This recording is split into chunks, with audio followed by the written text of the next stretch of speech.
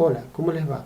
En este video vamos a ver la primera parte de la unidad temática 1 de hidrostática, que es la introducción a la hidráulica.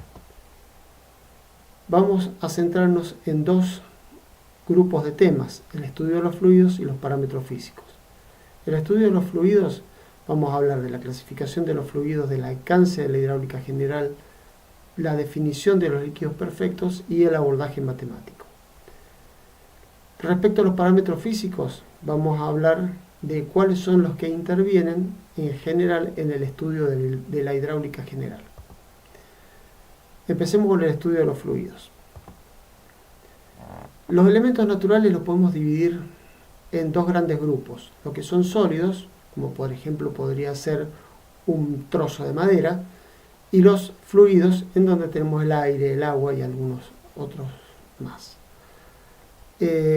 Los sólidos se caracterizan por oponerse en todo momento a las deformaciones, es decir, el bloque de madera que di de ejemplo, le aplico una fuerza y se va a deformar, y cuando yo retire la fuerza va a volver a su estado inicial. Eso evidencia un comportamiento elástico.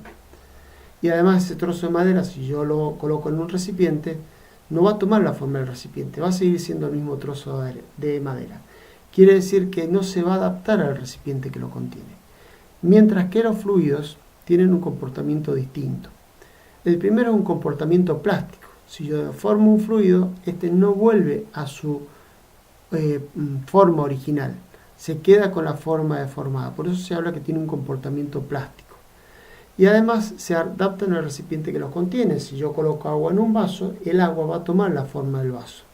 Si yo tengo un vaso en vacío, en realidad va a estar lleno de aire, y ese aire va a ocupar todo el espacio que tiene el vaso. Entonces, como una primera aproximación del estudio de la hidráulica, nosotros nos vamos a centrar en lo que son los fluidos. Ahora, dentro de los fluidos tenemos los gases y los líquidos. Los gases tienen la característica que varían en forma notable su volumen ante los cambios de presión y temperatura, un fenómeno que se llama compresibilidad. Mientras que además se adaptan al recipiente que los contiene como todo fluido, pero ocupan todo el volumen disponible. Es decir, en una habitación un gas va a tener todo el volumen disponible. Ahora, ¿en qué nos vamos a centrar nosotros? En los fluidos, específicamente en los líquidos, que tienen la característica de ser prácticamente incompresibles ante las variaciones de presión y temperatura, y además se adaptan al recipiente que los contiene, pero ocupan una parte de ese volumen. Es decir, si yo coloco agua en un vaso, el agua se va a adaptar a la forma del vaso, pero no va a ocupar todo el vaso, sino solamente el volumen que he colocado en el mismo. Entonces, en la hidráulica nos vamos a centrar dentro de los fluidos, fundamentalmente en los líquidos. Una forma de ver fácilmente esta, situación de la variación de volumen: ustedes pueden tomar una jeringa sin la aguja, es decir, solamente la parte plástica de donde está el émbolo, hacen el émbolo hacia atrás y pueden tapar con el dedo la punta de la jeringa. Si mueven el émbolo van a ver que lo van a mover fácilmente, y en donde tienen tapado con el dedo en la salida de aire, que sería donde se coloca la aguja, van a sentir una presión de aire, pero van a poder mover el émbolo. Si esta misma prueba la hacen con agua, va a resultar que ustedes, cuando quieran mover el émbolo y apenas lo mueven, el agua va a salir por donde tiene el dedo y no van a poder sujetarlo fácilmente. Es decir, el émbolo, si no dejan salir fluido, si no dejan salir líquido por la punta, directamente no van a poder mover el émbolo. Por eso se dice que los líquidos son prácticamente incompresibles, y los gases, que en el primer caso que hice la analogía, sí varían fácilmente y en forma notable sus volúmenes por los cambios de presión y temperatura. En este contexto, sí, las ciencias hidráulicas son unas derivadas de la mecánica de los fluidos. Esta mecánica de los fluidos hablan de la conservación de la materia y la energía, es decir, las leyes de Newton, y tiene dos grandes ramas: lo que es la que trata los fluidos en reposo, que se llama hidrostática, y la que trata los fluidos en movimiento, que se llama dinámica de los fluidos. Dentro de la dinámica de los fluidos, a su vez, si estamos hablando fundamentalmente de líquidos como es el agua, vamos a hablar de hidrodinámica, y si estamos haciendo el estudio de los gases, vamos a hablar de aerodinámica. En esta materia, nuestro objeto de estudio va a ser la hidrostática y la hidrodinámica, es decir, lo que se refiere al estudio de los líquidos y particularmente del caso del agua. Ahora hay una salvedad. La mecánica de los fluidos se basa en un planteo netamente matemático. A veces ese planteo, digamos, tiene una cierta complejidad, pero llega un momento en donde las ecuaciones matemáticas existen, pero es muy difícil insertarle los parámetros que éstas piden. Es decir, tengo las ecuaciones, pero no voy a tener los parámetros para poder colocarle a las mismas. Por ejemplo, puedo tener las ecuaciones de movimiento a lo largo de un canal, pero voy a necesitar tal vez la presión y la temperatura punto a punto en una sección para poder cargarla en una ecuación. Eso va a ser prácticamente imposible porque lo tendría que medir y eso no se hace. Entonces, cuando llegue ese momento, las soluciones para poder hacer casos prácticos es simplificando esos procesos, apoyándonos en las experiencias y a su vez al sacar datos de las experiencias lo que nos va a producir es una limitación en la utilidad práctica. Es decir, la hidráulica general va a solucionar problemas prácticos de la hidrostática y de la hidrodinámica, pero en muchos casos, vuelvo a repetir, como son apoyados en las experiencias, la utilidad práctica va a ser donde ese modelo sea válido. Por ejemplo, cuando yo haga el cálculo o cuando hablemos del tema de los canales, las ecuaciones que se encuentren para canales no van a ser aplicables a tuberías y viceversa. Entonces, ¿cuál es la clave de la hidráulica general? La clave de la hidráulica general es tomar un sistema hidráulico y poder identificar fundamentalmente cómo funciona. Si nosotros podemos identificar cómo funciona y qué partes tiene, vamos a poder aplicar la teoría de la hidráulica general a cada una de las partes que han sido solucionadas de manera independiente. Bien, esa es la clave para poder saber hidráulica general. Dijimos también que íbamos a hablar de los líquidos ideales o perfectos. Un líquido ideal o perfecto tiene las características de ser homogéneo e isótropo, es decir, que tiene propiedades similares en todos sus puntos, y además esas propiedades no varían según las distintas direcciones. También cuando hablamos de líquidos ideales o perfectos decimos que no tiene resistencia a las deformaciones, es decir, que si yo le aplico cualquier fuerza, por más chica que sea, y esto es muy importante, una fuerza por más chica que sea, se va a resistir a esas deformaciones. Y por supuesto va a generar tensiones internas. Si yo tengo un líquido ideal en equilibrio, es decir, estoy dentro del campo de la hidrostática, voy a estar seguro que no tengo ninguna fuerza aplicada, al menos en esa referencia o en ese eje donde voy a estar haciendo el análisis. Me refiero a ninguna resultante de fuerza, para ser más exacto. La condición de homogéneo isótropo lleva, como vamos a ver más adelante, a que las presiones sean normales a cualquier plano. No van a haber esfuerzos tangenciales, porque si hubieran esfuerzos tangenciales, que también le vamos a llamar frotamientos internos, quiere decir que hay deformación del líquido. Si hay deformación del líquido, hay resistencia, hay fuerzas aplicadas, ¿sí? Entonces, la condición de líquido ideal, en el caso que esté en equilibrio, requiere que no haya frotamientos internos. Y por último, algo que ya habíamos hablado dentro de las características de los líquidos, es que lo vamos a considerar totalmente incompresible, excepto en los casos donde esa hipótesis no sea válida, como es el tema de golpe de ariete, que es el cierre de válvulas en grandes presas. Solamente en ese caso vamos a abandonar esta hipótesis de compresibilidad y vamos a aplicar las teorías que corresponden. Para realizar el campo matemático, es decir, cómo vamos a calcular la variación de las funciones, vamos a considerar que siempre conocemos un punto y queremos conocer un punto más adelante. Es decir, vamos a estar parados en una determinada sección de un canal o de una tubería, vamos a conocer las condiciones en ese lugar y lo que vamos a tratar de inferir qué es lo que pasa de ahí en adelante, lo que se conoce como aguas abajo.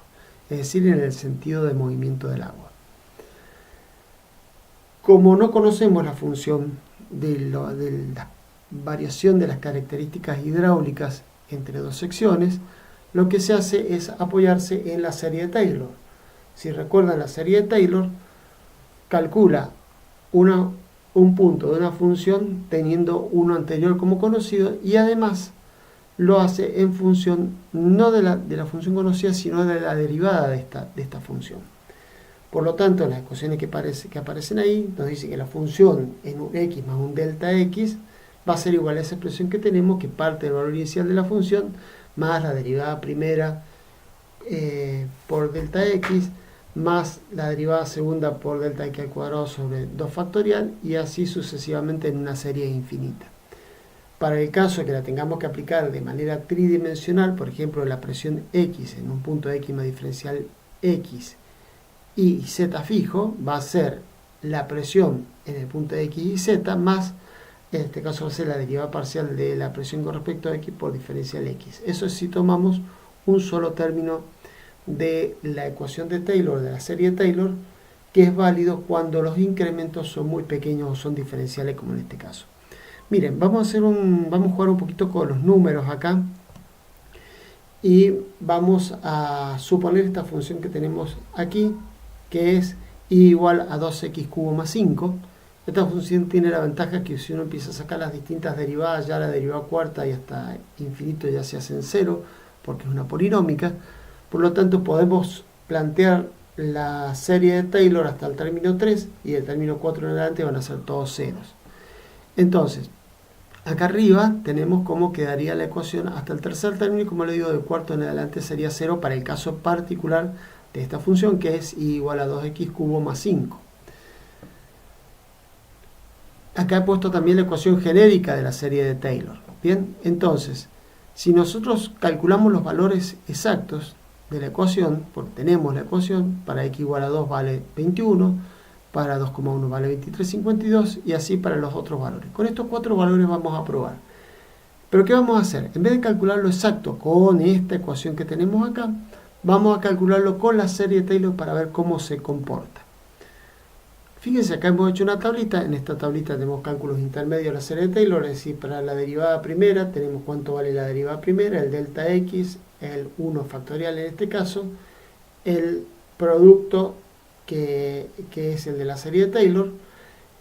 Y esto quiere decir que para este caso, por ejemplo, en que x original o el x inicial es 2 y el x más delta x es 5, es decir, con delta x de 3, sabemos por lo que calculamos previamente, que en este caso, que está en la tabla de la página anterior, que el valor exacto es 255. Entonces, si hacemos en la tabla los cálculos intermedios para serie de Taylor, si tomáramos solamente dos términos, es decir, el término función de x más el primero de la serie, con un solo término el valor que obtendríamos sería 93, muy lejano al 255, con un error del 63%, casi el 64%. Si tomamos tres términos, es decir, dos términos de la serie más el término original, nos acercamos hasta 201, todavía tenemos un error del 20%, y si ya tomamos los cuatro términos que dijimos que hasta ahí podíamos desarrollar la serie de Taylor porque después todo el resto era 0, vemos que llegamos al 255 y el error es 0, y es obvio porque en definitiva tomamos toda la serie de Taylor a la cual le podemos colocar números. Entonces, en esta situación vemos que para lograr una buena aproximación deberíamos tomar los tres términos de la serie de Taylor. ¿Y eso por qué pasa? Porque el valor que yo estoy calculando de x más delta x es muy lejano al x original. Estoy pasando de 2 a 5 en una función polinómica. Bien, veamos qué pasa si en vez de llegar a valor 5 con una tabla muy similar, llegamos al valor 2,5. Haciendo los mismos cálculos, el valor exacto para x 2,5 es 36,25. Y vemos ya que agregando el primer término de la serie de Taylor tenemos 33, con un error de menos del 10%. Si tomamos ya dos términos de la serie de Taylor nos acercamos a 36, muy cercano al 36,25, que es el resultado, con un error menor al 1%, y nuevamente con los cuatro términos, es decir, con el término original y las tres derivadas, a las tres términos de las derivadas, llegamos al valor exacto. Acá siempre vamos a llegar al valor exacto, pero lo que importa es que al tomar un x más delta x más cercano al x original, vemos que se reduce el error con el primero y segundo término de la serie Taylor. Hagamos una prueba más con 2,1, es decir, un delta x de 0,1 pequeño con respecto al valor original. Vemos que el valor exacto es 23,52. Y lo que vemos que con el primer término de la serie de Taylor ya llegamos a 23,40 con un error del 0,5%, y ya con dos términos prácticamente encontramos el valor exacto. Quiere decir que, como conclusión de este juego de números que hemos hecho, que si nosotros el delta x lo hacemos pequeño con respecto a x, ya con tomar el primer término de la serie de Taylor nos aproximamos muchísimo al resultado. Cuando este delta x tiende a ser diferencial, el primer término de la serie de Taylor ya nos da un valor exacto, siendo del segundo término en adelante, es decir, de la derivada segundo en adelante, en realidad diferenciales de orden superior. Por eso es que a los efectos de la hidráulica, para poder calcular una función, siempre vamos a tomar el primer término de la serie de Taylor, es decir, la derivada primera por el diferencial de x, para poder hacer el cálculo del punto siguiente, y directamente vamos a despreciar del segundo término en adelante, es decir, de la segunda derivada en adelante. Bueno, hablemos ahora un poquito de los parámetros físicos.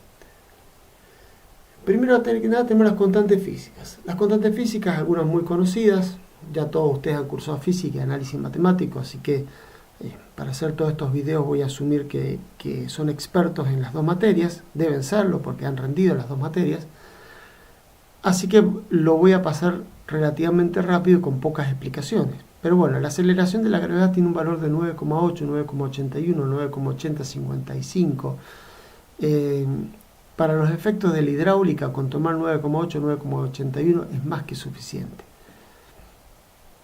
Después, la densidad del agua, ¿sí?, es de 1000 kilogramos por metro cúbico. Esto es en sistema internacional, es decir, estos kilogramos son kilogramos masa, porque justamente la densidad se define como masa sobre volumen. El peso específico, acá puede producirse alguna confusión y tienen que tener muchísimo cuidado, porque el peso específico está relacionado con la densidad porque es densidad por gravedad. Pero cuando yo hago el producto veo que el valor del peso específico del agua en sistema internacional es 9800 y la unidad de fuerza es Newton. La confusión, ¿por qué viene? Porque si ese Newton, que si recuerdo con respecto al sistema técnico, la equivalencia es 1 kilogramo fuerza del sistema técnico, unidad de fuerza, es igual a 9,8 Newton, si transformo este peso específico a sistema internacional, al hacer la conversión me quedan nuevamente 1000, pero son kilogramos fuerza por metro cúbico. Entonces, la densidad del sistema internacional es 1000 kilogramos masa por metro cúbico. El peso específico en sistema técnico también son 1000, pero kilogramos fuerza por metro cúbico. No tiene nada que ver un 1000 con el otro. Uno es densidad, el otro es peso específico. Uno es en sistema internacional, el otro en sistema técnico. Uno se refiere a masa por volumen y otro se refiere a peso o a fuerza por unidad de volumen. Bien, a no confundirlo, sobre todo si después ustedes traten de aplicar algún modelo software, es decir, un programa que resuelva problemas hidráulicos, cuando les pida el peso específico, si ustedes han seleccionado como sistema de unidad el sistema internacional y lo que ponen como valor de peso específico es 1000, van a estar cometiendo un error. Porque si han seleccionado sistema internacional tienen que poner 9800 porque van a ser newton por metro cúbico la unidad. Entonces es fácil confundirse y es fácil meter la pata cuando uno está haciendo cálculos, sobre todo con planillas que ha hecho otras personas o con software de resolución de problemas hidráulicos. Un elemento que ya actualmente prácticamente no se usa por sus condiciones ambientales y por sus condiciones de ser un elemento que muchos especialistas coinciden que tiene características cancerígenas, que es el mercurio, pero bueno, en algunos casos muy particulares todavía está autorizado para usarse, y todo lo que es la bibliografía más antigua que tenemos utilizaba, por ejemplo, los piezómetros de mercurio y utilizaba el mercurio en una serie de cuestiones, por lo tanto a los efectos académicos nos va a servir para entender algunas cuestiones hidráulicas, y lo menciono acá, es que el peso específico del mercurio, si lo ponemos en unidades del sistema técnico, van a ser 13.600 kilogramos fuerza por metro cúbico, es decir, 13,6 veces más denso o con más peso específico que el agua. Muchas veces se suele expresar el peso específico de los distintos materiales con respecto al agua. Por ejemplo, en el caso del mercurio con respecto al agua vemos que la relación es 13,6. Esto se llama peso específico relativo. Si nosotros queremos sacar el peso específico del mercurio y nos dicen que es 13,6, tenemos que acordarnos de multiplicarlo, si es sistema técnico, por 1000, o si es sistema internacional, por 9.800 newton por metro cúbico. Otro parámetro físico que yo acá se los he dejado descritos, pero en los cuales no vamos a entrar en demasiado detalle porque ya lo han visto en física, es por ejemplo la temperatura, la densidad relativa, el volumen específico. Solamente una acotación respecto a la temperatura: cuando la coloquen en kelvins, no digan grados Kelvin, no son grados Kelvin, son Kelvin, ¿bien? Los que sí son grados Fahrenheit y los grados Celsius, pero el Kelvin, la unidad Kelvin es solo Kelvin. Bien, dentro de otros parámetros físicos también tiene la compresibilidad. Este es importante para entender, ¿sí?, por qué se puede considerar prácticamente incompresible el agua, ¿sí? Fíjense lo que dice acá: el coeficiente de compresibilidad o de contracción volumétrica nos expresa que para cada atmósfera de variación el volumen inicial habrá variado en, fíjense, 0,00005 veces el volumen. Quiere decir que si pasamos de una atmósfera, que es lo que tenemos normalmente sobre la superficie de la Tierra, al doble de presión, la variación prácticamente va a ser nula. Por eso es que decimos que para la mayor parte de las aplicaciones el agua se puede considerar como un líquido incompresible. Después también tenemos la tensión superficial, que seguramente la han estudiado en física, ¿sí? Y representa la energía en la superficie, que en el caso de los líquidos lo que produce es una deformación en la superficie libre, un efecto que junto con la capilaridad, que es el ascenso del agua, suele ser visible cuando uno tiene un tubito muy chiquito con agua. Este efecto de la capilaridad y de la deformación en la superficie por la tensión superficial en realidad se produce por un desequilibrio, ¿sí?, de las partículas que están cerca de la superficie, porque imaginemos que las que están adentro tienen líquido para todos los lados y en las mismas proporciones, y si dijimos que el líquido era homogéneo e isótropo, quiere decir que esta partícula no tiene por qué cambiar de condición entre una y otra, pero las que están en la superficie tienen acciones hacia adentro, pero no tienen las correspondientes acciones hacia afuera. Por lo tanto, en este caso, como está graficado en este dibujito, lo que hace es tender a tirarlas hacia adentro y a deformarlas. Bien, la tensión superficial, se puede llegar a calcular el ángulo que va a formar el líquido en contacto con el aire y contacto con un sólido. Por ejemplo, acá tienen 3 ejemplos de vidrio, en el primer caso con aire y agua, vidrio con aire y mercurio, o pared con aire y líquido. Para poder relacionar y calcular este ángulo existe esta formulita, que lo que nos dice es una relación entre las tensiones que se producen entre distintos materiales y el coseno phi de ese ángulo. Acá tenemos una tablita con las tensiones superficiales entre algunos fluidos y algunos sólidos, como el caso del vidrio, que nos permitirían calcular ese coseno phi y decirnos de qué manera o qué forma tomaría la superficie del agua. Dentro de los esfuerzos internos nos está quedando la cohesión. La cohesión la tienen que pensar como esfuerzos normales.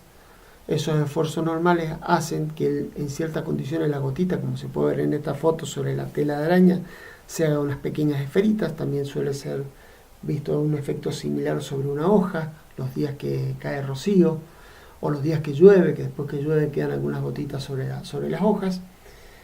Uno podría pensar por qué sobre la hoja la gotita no se deforma, porque no pierde la forma y se distribuye a lo largo de toda la hoja. Bueno, justamente porque tiene un efecto de cohesión, que son tensiones que las veíamos en el gráfico recién, entre moléculas normales que tienden a formar, por una cuestión de simetría, una esfera.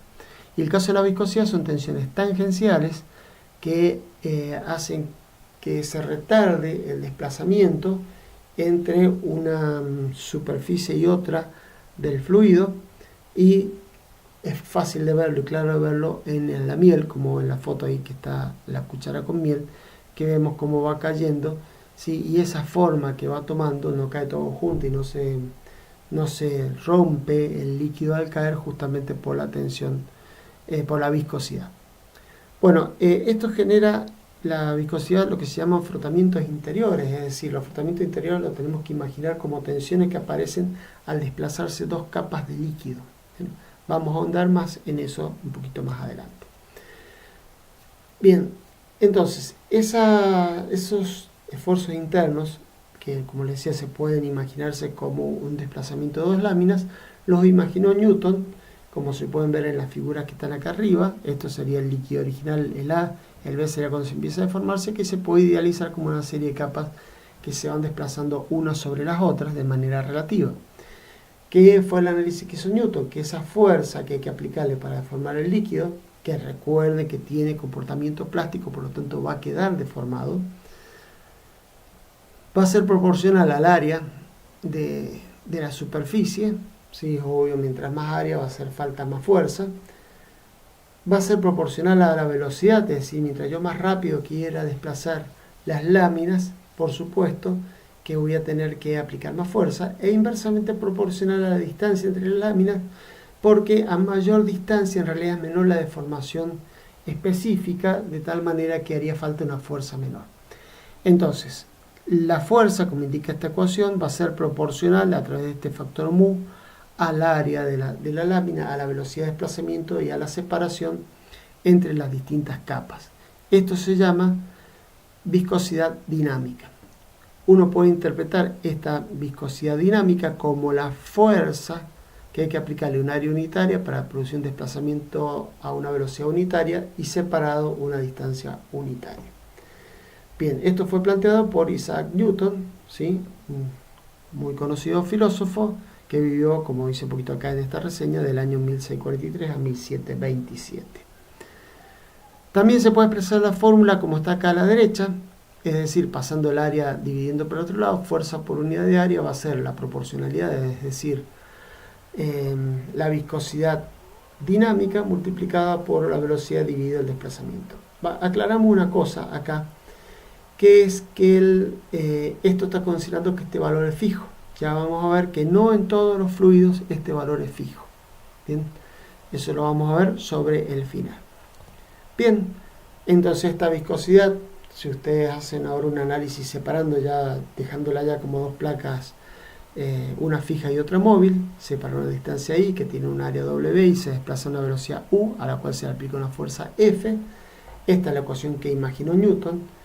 Si uno despeja de ahí la viscosidad dinámica, vemos que la unidad de la viscosidad dinámica, ustedes lo pueden probar después tranquilamente, es fuerza por unidad de tiempo sobre longitud al cuadrado. Esto nos causa un problema, porque cuando interviene la fuerza, cuando interviene la masa, nos genera el problema que depende del sistema o unidad donde estemos trabajando, y en algún caso la fuerza, por ejemplo, va a ser una unidad fundamental, como en el caso del técnico, que es el kilogramo fuerza, pero no lo va a ser en el sistema internacional, donde la fuerza no es una de las unidades fundamentales, sino una unidad derivada de la masa, la longitud y el tiempo.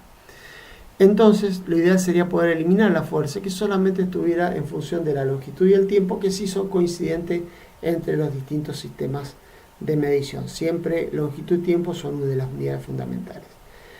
Entonces, lo que se utiliza es un parámetro que se llama viscosidad cinemática, que no es otra cosa que la viscosidad dinámica dividida la densidad del fluido. Si hacen el análisis dimensional, ven que la viscosidad cinemática va a ser longitud al cuadrado sobre tiempo, por ejemplo, metros cuadrados sobre segundo.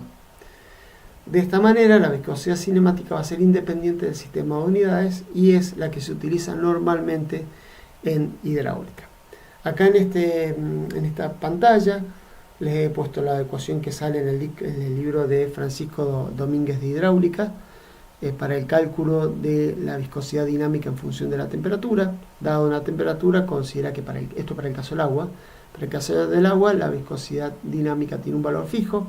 Ahí tienen todas las conversiones ya hechas, yo les diría que las prueben y pueden calcular la viscosidad dinámica de función de la temperatura y construir gráficos como estos que están acá, viscosidad del agua según la temperatura, en donde sobre el lado izquierdo pueden leer viscosidad dinámica, sobre el lado derecho pueden leer viscosidad cinemática. Es un gráfico muy sencillo de construir, yo les diría que lo practiquen para poder tomar un poquito de cancha con las unidades y no equivocarse después.